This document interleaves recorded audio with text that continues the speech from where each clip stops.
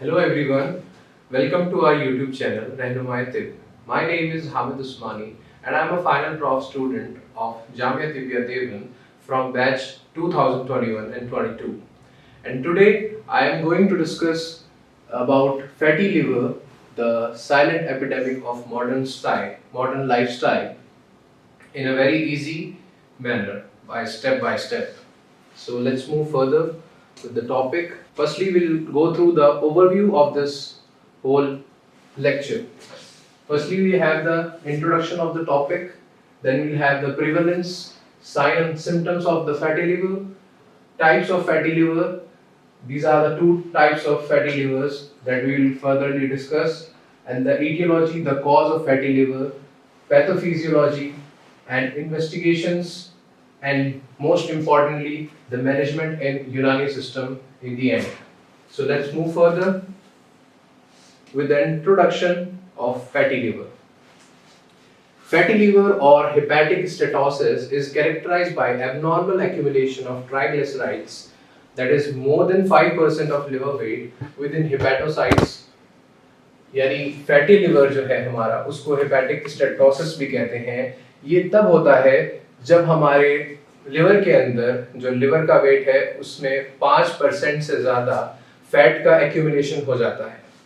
अब इसके होने की वजह है occurring due to imbalance between lipid uptake, synthesis, oxidation and export by the liver। यानी कि जो हमारा लिवर है उसमें उसका जो मेन काम है वो लिपिड अपटेक, यानी कि जितना उसको लिपिड लेना चाहिए, जितना वो लिपिड बनाएगा या फैट बनाएगा, या जितना वो ऑक्सीडाइज या यूज करेगा, या जितना उसको बॉडी के डिफरेंट पार्ट्स में एक्सपोर्ट करना है, उसके बीच में एक इम्बैलेंस क्रिएट हो जाता है, जिसकी वजह से हमारा लिवर फैटी हो जाता है। Liver is the commonest site for accumulation of fat because it plays central role in fat metabolism. यानी कि पूरी बॉडी का जो फैट मेटाबॉलिज्म है वो हमारे लिवर के अंदर ही होता है। इसी वजह से सबसे पहले जो हमारे स्टेटोसिस या फैटी चेंजेस वो दिखते हैं वो लिवर के अंदर ही दिखते हैं। Depending upon the cause and accumulation, fatty change may be mild, reversible और severe, producing irreversible cell injury and cell death. यानी कि हमारा कॉज क्या है फैटी लिवर का और हमारा कितना फैट एक्यूमुलेट हुआ है, ये डिपेंड करता है कि हमारा जो फैटी चेंज है या फिर हमारा जो फैटी लिवर है वो अभी किस ग्रेड पर है।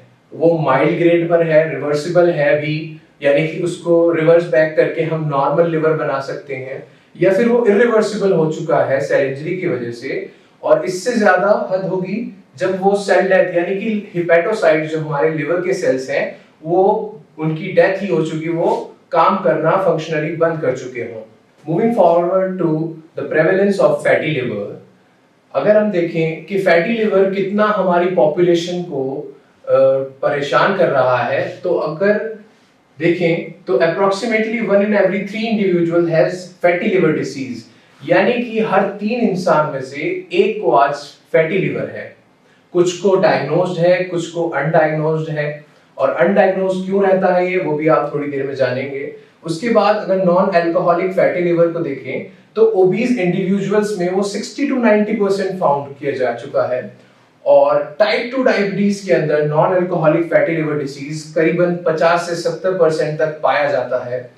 इसी के साथ मेटाबॉलिक सिंड्रोम के अंदर 70 to 80% फैटी लिवर देखा गया है, और अल्कोहलिक फैटी लिवर जो है वो क्रोनिक अल्कोहल ड्रिंकर्स के अंदर पाया जाता है, जो कि 90 to 100% है। और ज्योग्राफिकल वेरिएशन के हिसाब से देखें तो वेस्टर्न कंट्रीज में अल्कोहलिक और non alcoholic fatty liver disease दोनों बहुत ज्यादा मिलते हैं, क्योंकि वहां पर ओबेसिटी बहुत ज्यादा है और वहां के लाइफस्टाइल्स बहुत सेडेंटरी हैं, यानी कि जो मशक्कत के काम है वो वहां लोगों को ज्यादा नहीं करने पड़ते, जिसकी वजह से भी उनका लिवर फैटी हो जाता है। एज फैक्टर को अगर ध्यान में रखा जाए तो ये 40 से 60 साल के लोगों में ज्यादातर पाया जाता है, पर कुछ हद तक ये उन चिल्ड्रंस में भी पाया जाता है ओबेसिटी जिनको होती है। इसके बाद चलते हैं साइन एंड सिम्टम्स में।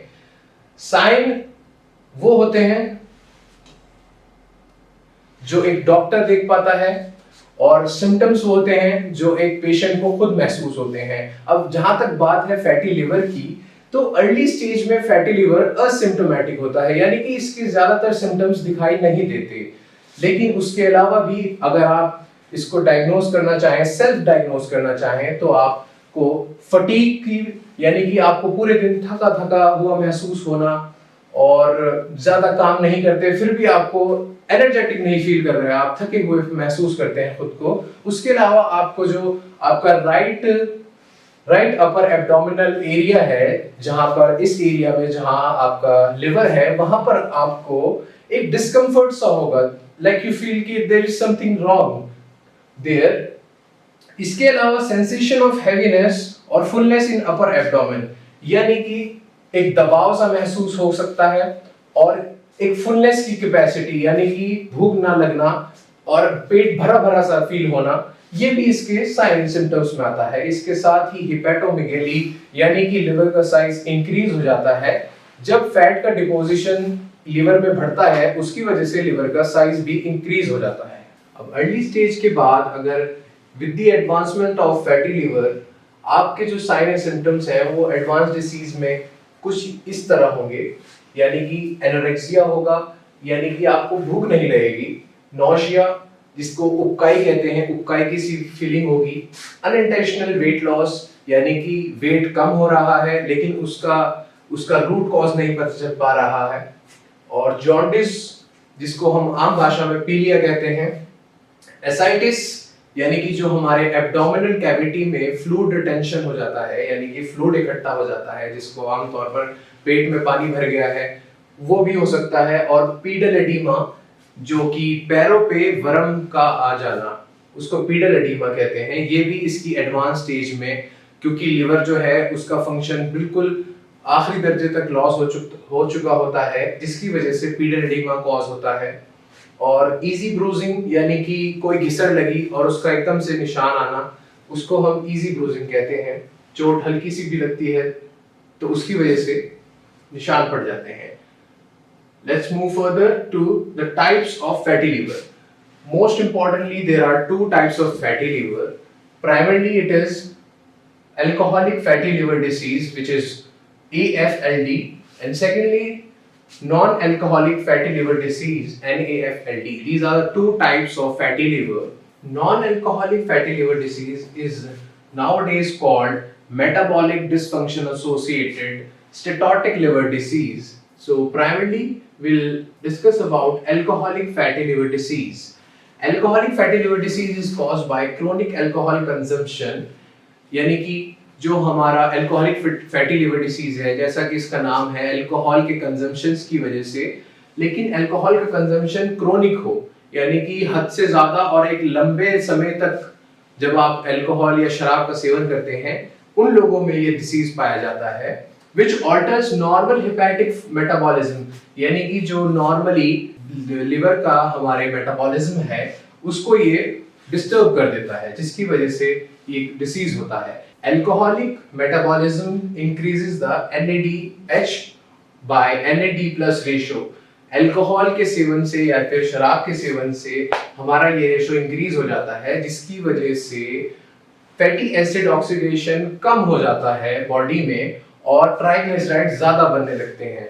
जब हमारी बॉडी में अल्कोहल कंजम्पशन होता है तो अल्कोहल की बात यह है कि अल्कोहल को डाइजेस्ट करने के लिए वक्त नहीं लगता, अल्कोहल बॉडी में डायरेक्ट एब्जॉर्ब होता है, जो कि NADH बाय NAD+ के रेशियो को बढ़ा देता है और जिसकी वजह से फैटी एसिड ऑक्सीडेशन और घट जाता है और ट्राइग्लिसराइड्स का सिंथेसिस बढ़ जाता है। As a result, fat accumulates within hepatocytes, यानी कि जो लिवर के सेल्स हैं उनके अंदर फैट ज्यादा बढ़ने लगता है, ज्यादा इकट्ठा होने लगता है, जिसकी वजह से हेपेटिक स्टेटोसिस होता है। स्टेटोसिस बेसिकली फैटी चेंज को कहते हैं, जब किसी भी बॉडी के हिस्से में फैट जरूरत से ज्यादा एक्यूमुलेट होना या स्टोर होने लगता है तो उसको स्टेटोसिस कहते हैं। It represents the earliest stage of alcohol-related liver disease and is completely reversible if the alcohol intake is stopped. यानी कि जब ये शुरुआती दौर में इस डिसीज का पता चलता है तो ये कंप्लीटली रिवर्सिबल होती है अगर शराब का सेवन पूरी तरीके से बंद कर दिया जाए, और तभी हम इस डिसीज को रिवर्स कर सकते हैं। इसके बाद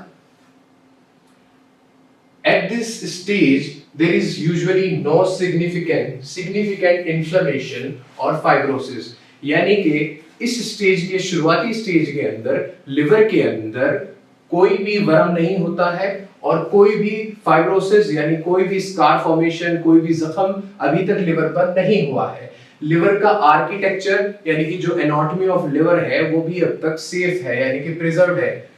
Most patients are asymptomatic, तो हेपेटोमेगैली may be present, यानी कि ज्यादातर पेशेंट्स में जैसे मैंने पहले भी बताया है कि ये असिम्प्टोमेटिक रहता है, और हेपेटोमेगैली एक्सीडेंटल फाइंडिंग्स की वजह से, जैसे किसी को कभी पथरी का दर्द हुआ या किसी वजह से भी उनको यूएसजी यानी कि अल्ट्रासोनोग्राफी करवानी पड़ी, तो उसमें एक्सीडेंटल फाइंडिंग्स में पता लगता है कि आपको तो फैटी लिवर है, आपका तो हेपेटोमेगैली यानी कि आपका लिवर बढ़ रहा है जरूरत से ज्यादा, तब जाके ये पता लगता है। अब अगर इसकी प्रोग्रेशन की बात करें, यानी कि ये डिसीज अगर हम अल्कोहल का इंटेक रोके ना तो ये कैसे प्रोग्रेस करेगी।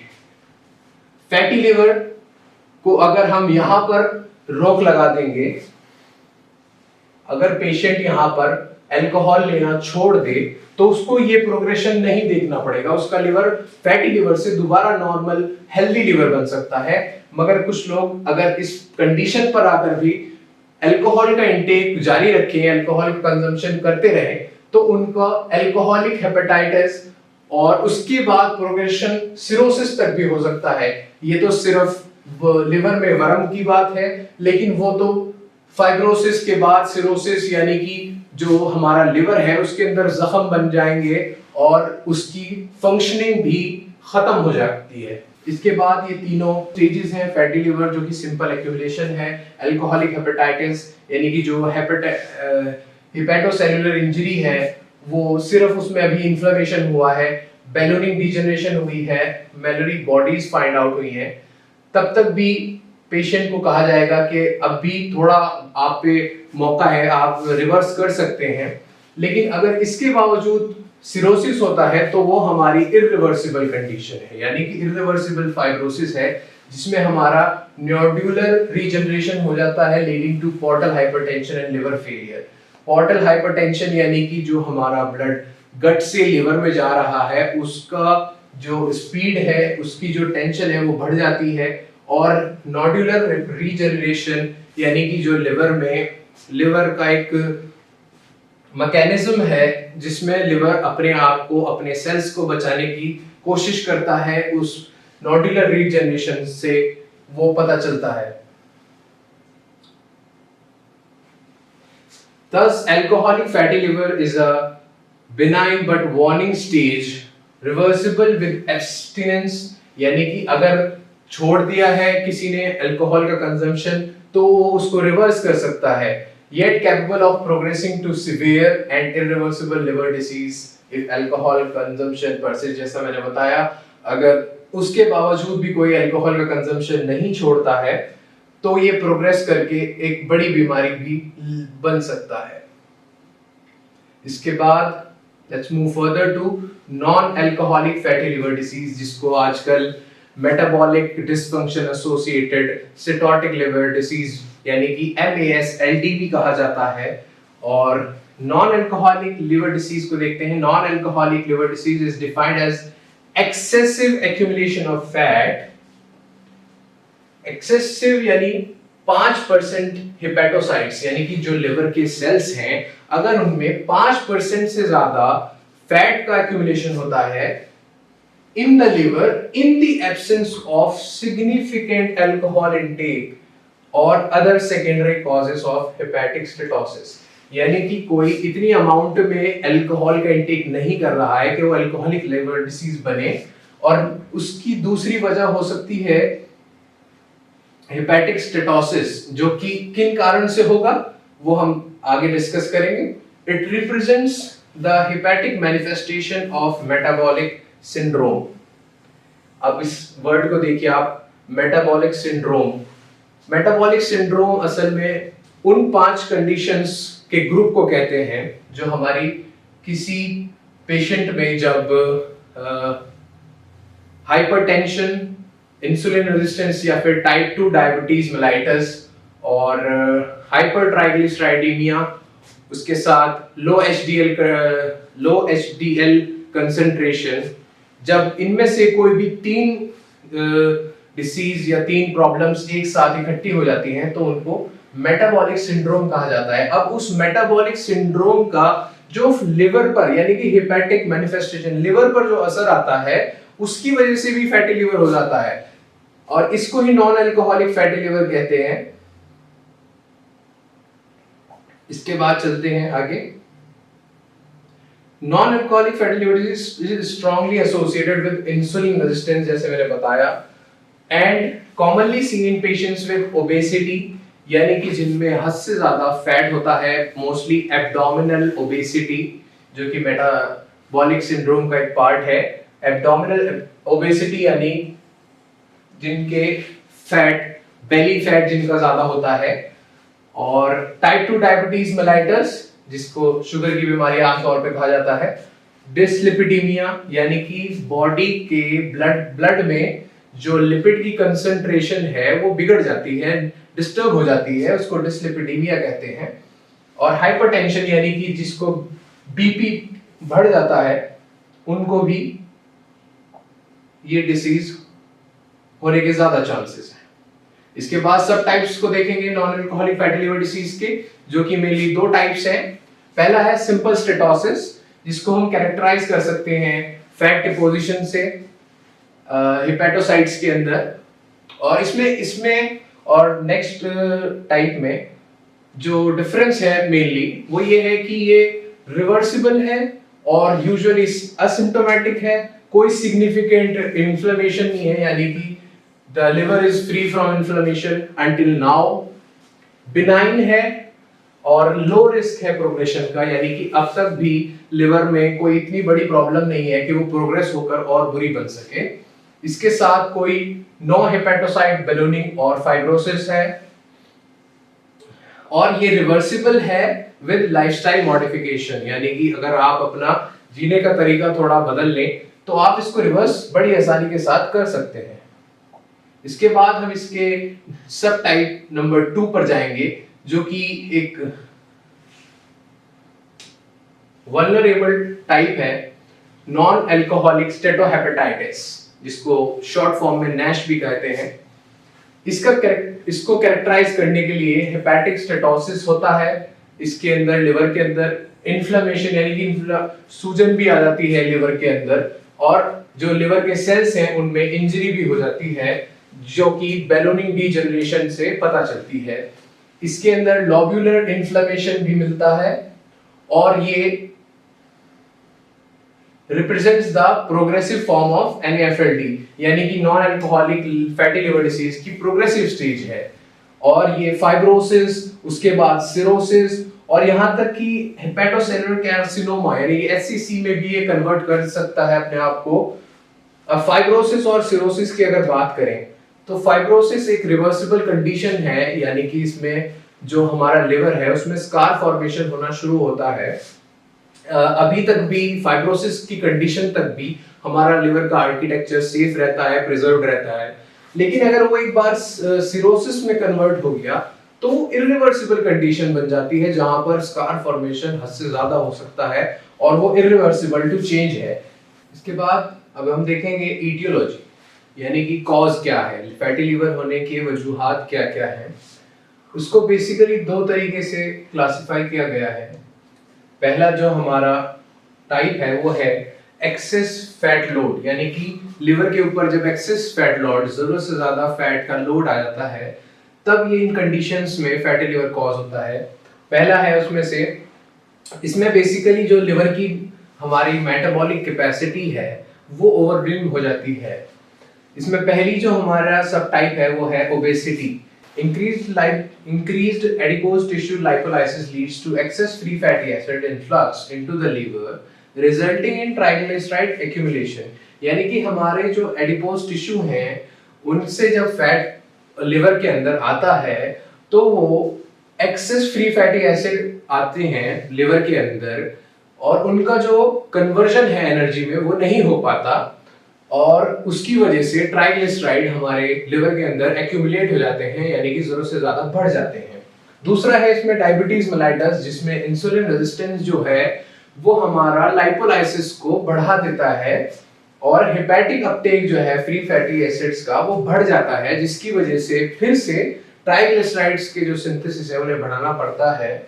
इसके अंदर लाइपोलाइसिस जो है उसका मतलब है कि लिपिड से एनर्जी का कन्वर्जन, यानी कि बॉडी के अंदर, लिवर के हमारे अंदर जो लिपिड के स्टोर्स हैं उनसे जो एनर्जी का कन्वर्जन है उसका मेटाबॉलिक ब्रेकडाउन के प्रोसेस को ही लाइपोलाइसिस कहते हैं। तीसरा डिसलिपिडीमिया, यानी कि ब्लड के अंदर जो लिपिड की कंसंट्रेशन है वो बिगड़ जाती है, डिस्टर्ब हो जाती है। ये भी contributes to fatty liver by increasing triglyceride load and reducing lipid clearance by the liver, यानी कि वही ट्राइग्लिसराइड्स लोड तो बढ़ रहा है लिवर में, बट जो क्लियरेंस है वो कम हो रहा है, तो हमारे लिवर में बार बार ट्राइग्लिसराइड्स एक्यूमुलेट हो रहे हैं। सेम थिंग है। इसके बाद अगर लिवर के सेल में, यानी कि जो हमारे हिपेटोसाइट्स हैं उनके अंदर कोई इंजरी कॉज हो जाती है किसी वजह से, तो उसके हिसाब से ये टाइप्स हैं। अब इसमें फैट मेटाबॉलिज्म जो है वो उसका इंपेयरमेंट हो जाता है, किस वजह से? हेपेटोसाइट डैमेज, यानी कि जो लिवर के सेल्स हैं उनकी डैमेज की वजह से। इसमें पहला है ALD, अल्कोहलिक लिवर डिसीज। जैसा पहले भी बताया था, अल्कोहल के मेटाबॉलिज्म से ट्राइग्लिसराइड के सिंथेसिस बढ़ जाते हैं, और फ्री फैटी एसिड का ऑक्सीडेशन, यानी कि फैटी एसिड बॉडी में जो इस्तेमाल होते थे वो अब उतनी हद तक नहीं हो रहे हैं, जिसकी वजह से भी फैट का एक्यूमुलेशन हो रहा है।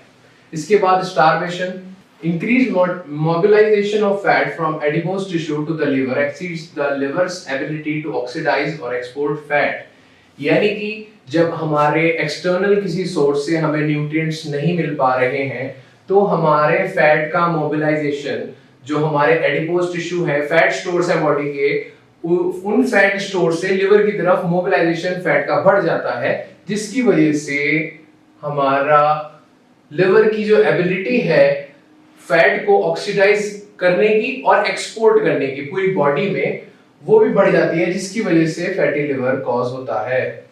इसके बाद protein calorie malnutrition, reduced apoprotein synthesis impairs VLDL formation preventing triglyceride export from hepatocytes।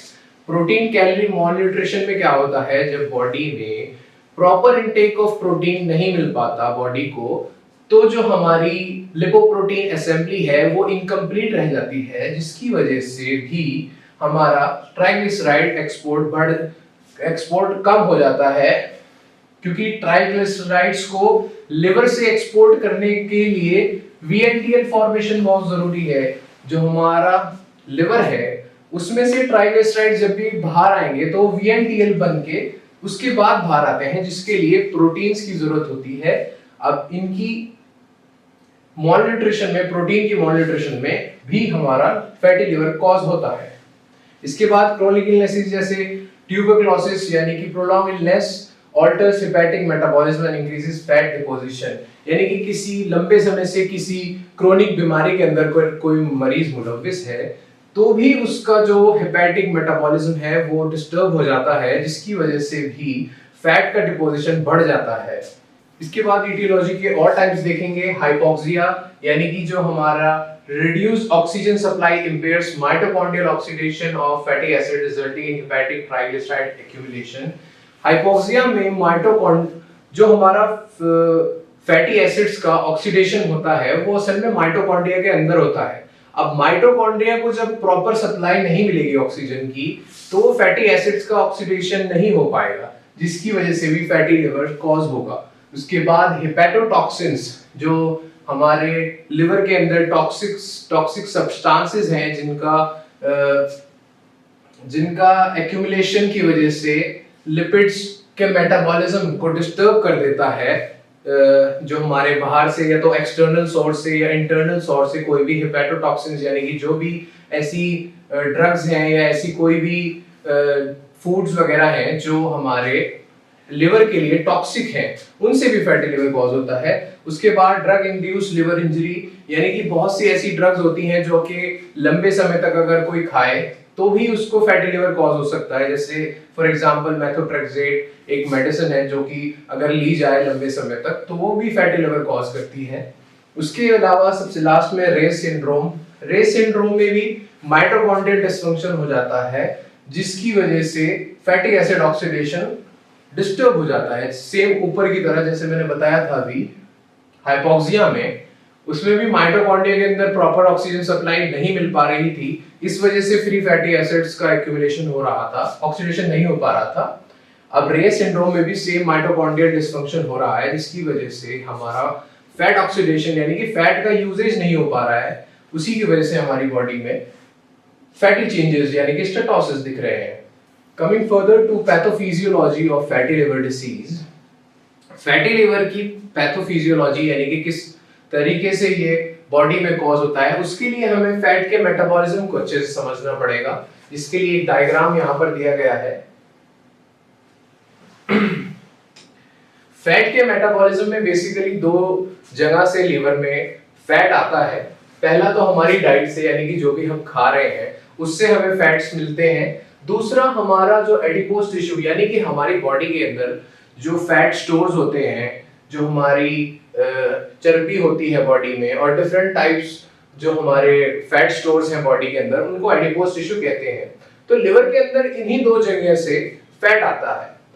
Fat किस फॉर्म में आता है? फ्री फैटी एसिड्स की फॉर्म में आता है, जो कि कन्वर्जन के साथ प्लाज्मा लिपोप्रोटीन बन जाता है। अब इसका देखेंगे, फ्री फैटी एसिड्स में कन्वर्ट होते हैं जिससे ये बायो प्रोडक्ट निकलते हैं, acetate, cholesterol esters, phospholipids, ketone bodies और थ्रू दिस अल्फा ग्लाइसिरोफॉस्फेट।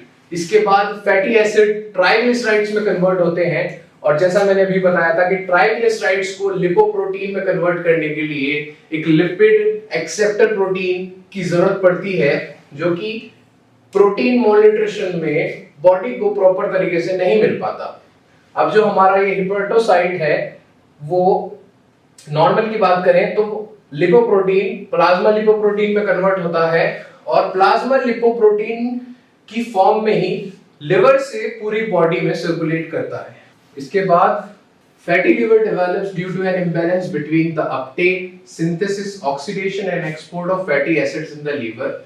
जैसा मैंने बताया था पहले भी, बेसिकली चार चीजों में इम्बैलेंस क्रिएट हो रहा है। जितना अपटेक है यानी कि लिवर में जितना फैट आ रहा है, जितना फैट सिंथेसिस बन रहा है, ऑक्सीडेशन जितना यूज होना है और एक्सपोर्ट यानी कि लिवर से जितना बाहर जाना है, उसके बीच एक इम्बैलेंस क्रिएट हो जाता है जिसकी वजह से हमारा फैटी लिवर कॉज होता है। इसके अलावा बढ़ते हुए इंसुलिन रेजिस्टेंस की वजह से, अल्कोहल के इंटेक की वजह से हमारा जो मोबिलाइजेशन है फ्री फैटी एसिड्स का, वो एडिपोज टिश्यू से चलकर लिवर में इकट्ठा होना शुरू हो जाता है जिसकी वजह से सेम कॉज होता है। इसके बाद इसी वक्त पर डी नोवो लाइपोजेनेसिस। अब डी नोवो लाइपोजेनेसिस एक न्यू टर्म है। डी नोवो लाइपोजेनेसिस के अंदर क्या होता है, जब बॉडी जो है वो कार्बोहाइड्रेट्स प्रोटीन से फैट्स बनाने लगती है और उसको स्टोर करने लगती है, उसको हम डी नोवो लाइपोजेनेसिस कहते हैं उस प्रोसेस को। ये भी बढ़ जाता है। उसके अलावा ऑक्सीडेशन जो है फैटी एसिड्स का माइटोकॉन्ड्रिया में, वो भी कम हो जाता है। हाइपोक्सिया और ये सब वही कंडीशंस हैं जो अभी हम पढ़ के आए हैं, इनकी वजह से भी हमारा जो स्टीरिफिकेशन है ट्राइग्लिसराइड्स का, यानी कि ट्राइग्लिसराइड्स को जो तोड़कर और स्मॉल एब्जॉर्बेबल फॉर्म में और यूजेबल फॉर्म में बॉडी के लिए बनाना चाहिए, वो नहीं बन पाता है। इसके बाद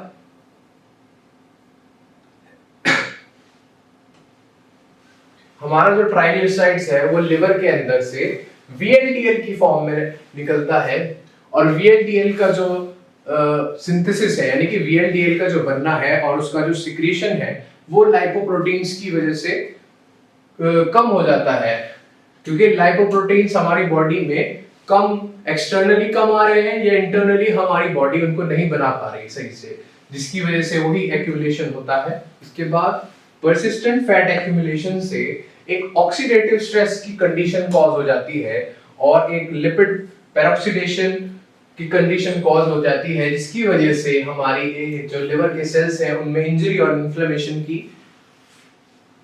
इन्फ्लेमेशन देखने को मिलती है। अब देखने को जब मिलती है उसका हम कफर सेल्स के एक्टिवेशन से पता चलाते हैं। कफर सेल्स जो है वो बेसिकली मैक्रोफेजेस हैं लिवर्स के अंदर, जो कि किसी भी इंजरी के टाइम पर इन्फ्लेमेशन कॉज कराकर लिवर को बचाने की कोशिश करते हैं, और इसके अंदर प्रो इन्फ्लेमेटरी साइटोकाइंस निकलते हैं, जो कि जैसे इंटरल्यूकिन 1, इंटरल्यूकिन 6 इनका एक्टिवेशन होता है, और इसी की वजह से स्टेटोहेपेटाइटिस की कंडीशन हमें सामने से दिखती है, और यही फिर आगे जाकर फाइब्रोसिस और सिरोसिस की शक्ल लेती है। अब हमने जैसे फैटी लिवर को पढ़ लिया है और उसके कॉज को और उसकी पैथोफिजियोलॉजी को हम पढ़ चुके हैं, उसके बाद हम अब इन्वेस्टिगेशन पर आएंगे कि कैसे हम पता लगा सकते हैं कि हमें या किसी हमारे पेशेंट को फैटी लिवर है या नहीं है। उसके लिए हमें कौन कौन सी इन्वेस्टिगेशंस का पता होना चाहिए।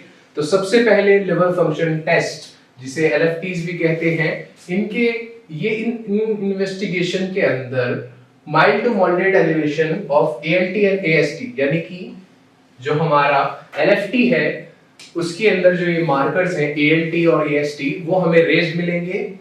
ALT जो है वो AST से ज्यादा मिलेंगे in non alcoholic fatty liver disease, और AST बाय ALT का रेशियो 1 से ज्यादा मिलेगा अल्कोहलिक लिवर डिसीज में। तो इससे हम डिफरेंशिएट कर सकते हैं कि नॉन अल्कोहलिक लिवर डिसीज है या अल्कोहलिक लिवर डिसीज है, क्योंकि कई बार हमें हिस्ट्री क्लियर नहीं मिलती। इसके बाद हम सेकेंडली लिपिडीमिया चेक करने के लिए, डिसलिपिडीमिया चेक करने के लिए लिपिड प्रोफाइल को चेक करवाएंगे, जिसके अंदर हमें ट्राइग्लिसराइड्स के बढ़ने घटने का पता चल सकता है, LDL के बढ़ने घटने का पता चल सकता है, और HDL के कम होने का या बढ़ने का पता चल सकता है। बेसिकली जब HDL कम होते हैं तभी फैटी लिवर होता है, जो कॉज करता है डिसलिपिडीमिया। इसके अलावा ब्लड शुगर टेस्ट कर सकते हैं हम, क्योंकि डायबिटीज भी फैटी लिवर का एक कॉज है, जिसके अंदर हम फास्टिंग ब्लड शुगर चेक करेंगे पेशेंट की, और फास्ट एक HbA1c के नाम से टेस्ट होता है, जिसमें 3 महीने की शुगर का पूरा एक चार्ट पता चल जाता है, जिससे हम डायबिटीज मेलाइटस को रूल आउट कर सकते हैं और इंसुलिन रेजिस्टेंस को भी रूल आउट कर सकते हैं बॉडी के अंदर। इसके अलावा अल्ट्रासोनोग्राफी USG एब्डोमेन कर सकते हैं, जिसके अंदर हमें इकोजेनेसिटी लिवर की वो बढ़ी हुई दिखेगी, यानी कि जो हमारा लिवर है वो USG के अंदर ब्राइट दिखेगा, और हेपेटोमेगाली दिखेगी, यानी कि लिवर का जो साइज है वो बढ़ा हुआ दिखेगा। इसके अलावा ऑब्जर्व्ड वेस्कुलर मार्किंग्स, यानी कि जो वेस्कुलर मार्किंग्स हैं लिवर की वो क्लियरली नहीं दिखेंगी। इसके बाद और इन्वेस्टिगेशंस पे हम चलेंगे, जो कि है फाइब्रोस्कैन, ट्रांजिएंट इलेस्ट्रोग्राफी, जिसके अंदर आपके लिवर के अपर एरिया पे एक प्रोब लगाया जाता है, और फिर उस मशीन से आपके लिवर की स्टिफनेस को पता किया जाता है, जिससे कैप स्कोर एक आता है मशीन के अंदर से, जिससे आप ये पता चल सकता है कि क्या इस मरीज को फैटी लिवर है या नहीं। जिसका कैप स्कोर अगर आप देखें तो वो करीबन 220 से ज्यादा होना चाहिए, तभी आप उसको कह सकते हैं कि फैटी लिवर है। और अगर ये 290 से ज्यादा बढ़ जाए तो आप ये भी बता सकते हैं कि ग्रेड कौन सा है, और अगर 290 यानी 290 से ज्यादा अगर हो चुका है वो, तो यानी कि एक सिरोसिस की कंडीशन आ चुकी है, यानी कि स्कार फॉर्मेशन लिवर पे बहुत ज्यादा हो चुका है, और अब लिवर का रिवर्सिबल होना बहुत मुश्किल है। इसके अलावा CT स्कैन से आप पता चला सकते हैं, MRI मैग्नेटिक रेजोनेंस इमेजिंग से आप डिटेक्ट कर सकते हैं, और क्वांटिफिकेशन यानी कि कितना हेपेटिक फैट है वो भी आप एमआरआई से पता चला सकते हैं। और इन सब में लिवर बायोप्सी जो है वो एक गोल्ड स्टैंडर्ड है, यानी कि लिवर बायोप्सी अगर कोई कराता है तो उन्हें इन सब चीजों का पता एक ही टेस्ट में पता चल सकता है, जिसके अंदर लिवर बायोप्सी के अंदर आपके लिवर का एक टुकड़ा लिया जाएगा, उसको सक आउट करके थ्रू निडल वो उसकी रिपोर्ट कराएंगे, और उससे पता चलता है कि आपका जो लिवर है वो स्टेटोसिस की कंडीशन में है, स्टेटोहेपेटाइटिस की कंडीशन में है, या फिर कौन सी डिग्री ऑफ फाइब्रोसिस की कंडीशन में है, वो इससे पता चल सकता है।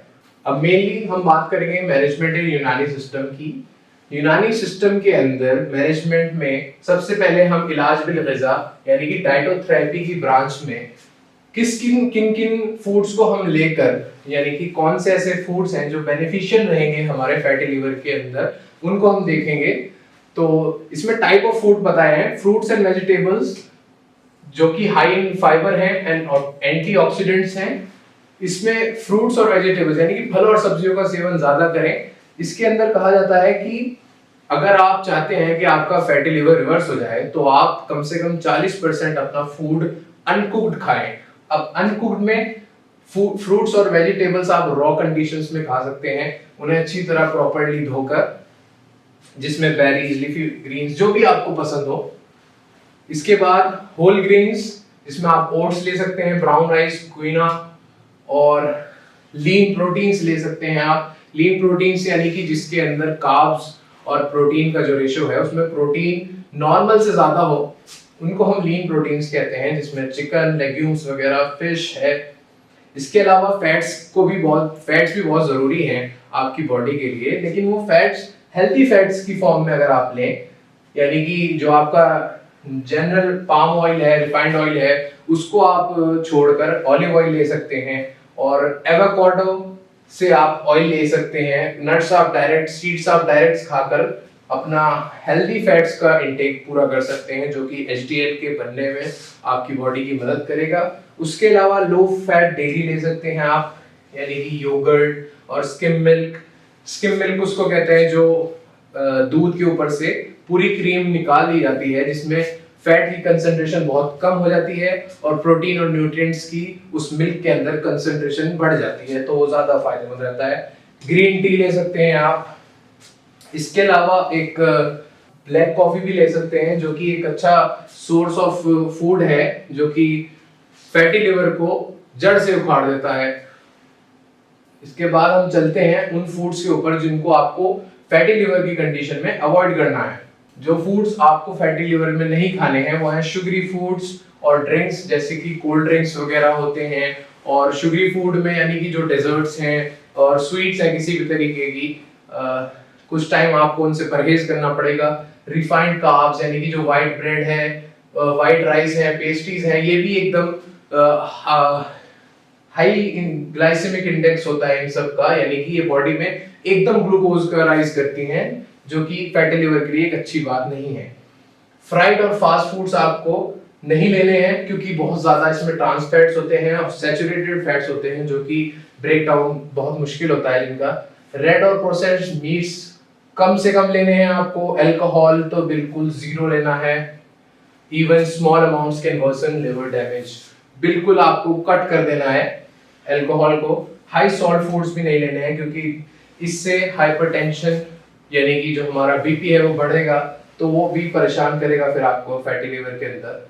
इसके बाद हम मैनेजमेंट ट्राई करेंगे इलाज बिल तदबीर से, यानी कि रेजिमेंटल थेरेपी जो है हमारी, उसके अंदर उसका प्रिंसिपल है कि रेगुलर अगर हम मॉडरेट एक्सरसाइज करें तो हमारी बॉडी के अंदर तहलील शहम यानी कि जो फैट है उसको रिडक्शन करेगा, और तकवियत कबिद यानी कि जो हमारा लिवर है उसको स्ट्रेंथन करेगा, यानी कि उसको ताकत देगा। तो उसके लिए हमें ये एक बेहतरीन नॉन फार्माकोलॉजिकल थेरेपी है, यानी कि इलाज बिल तदबीर का फोकस जो है वो बिना दवाइयों के थेरेपी के साथ आपकी जो तकलीफ है उसको दूर करना है। इसके लिए आप अपनी मर्जी से जो चाहें वो एक्सरसाइज कर सकते हैं, लेकिन हमने आपके लिए एक चार्ट बनाया है जिसमें आप ब्रिस्क वॉक कर सकते हैं, मॉडरेट जॉगिंग कर सकते हैं, फास्ट लो वॉकिंग इंटरवल्स में साइकिलिंग्स कर सकते हैं आप मॉडरेट पेस के साथ, स्विमिंग, लाइट योगा कर सकते हैं, स्ट्रेच कर सकते हैं। स्ट्रेचिंग जो है आजकल बहुत अच्छी है। और इसके टाइम इंटरवल्स ये आप समझ सकते हैं आपके लिए गोल है, जो कि आप इतने टाइम इंटरवल्स के लिए भी अगर डेली ऑन पर्पस करेंगे तो आप फैटी लिवर को रिवर्स कर सकते हैं। इसके बाद भी अगर आपका फैटी लिवर नहीं सुधार में आ रहा है और उसके जो ग्रेड्स हैं वो ग्रेड 1 से ज्यादा, ग्रेड 2 या फिर ग्रेड 3 जो कि मॉडरेट और सीवियर ग्रेड्स होते हैं, उसके अंदर आप इलाज बिल दवा से, यानी कि जो हमारी फार्माकोथेरेपी है यूनानी सिस्टम में, उसके अंदर कुछ मुकव्वी जिगर अद्विया ले सकते हैं, जिससे आपकी जो जिगर है उसको ताकत मिलेगी। जिसमें मुफरद अद्विया अगर हम देखें तो गिलो, सुम्बुल लतीब, मको, कासनी, अफसंतीन, इन सब ड्रग्स को आप लेंगे तो आपका फैटी लिवर जरूर रिवर्स होगा। इसके अलावा इन दो दवाइयों के, मको और कासनी के, अर्क भी बहुत मुफीद हैं, जो कि आपके जिगर को तक़वियत देते हैं। इसके अलावा एक माजून दबीदुल वर्द भी है, जो कि आपके लिवर को, फैटी लिवर को ट्रांसफॉर्म कर सकता है to a natural healthy liver. और आखिर में मैं हमारे यूनानी अतिब्बाओं की एक एक्सपर्ट सजेशन, एक्सपर्ट राय जो है वो ये है कि जितना आप पचा सकते हैं उतना खाना शुरू कर दें, या जितना आप खाते हैं उसको पचाना शुरू कर दें। And thank you for watching. My name is Hamid Usmani, signing off. अगर आपको ये वीडियो पसंद आई हो तो आप हमारे चैनल रहनुमाए तिब को सब्सक्राइब करें, इस वीडियो को लाइक करें, दूसरों के साथ इस इंफॉर्मेशन को शेयर करें और अपने रिव्यूज भी इस वीडियो पर कमेंट करें। इंशाल्लाह फिर मिलते हैं।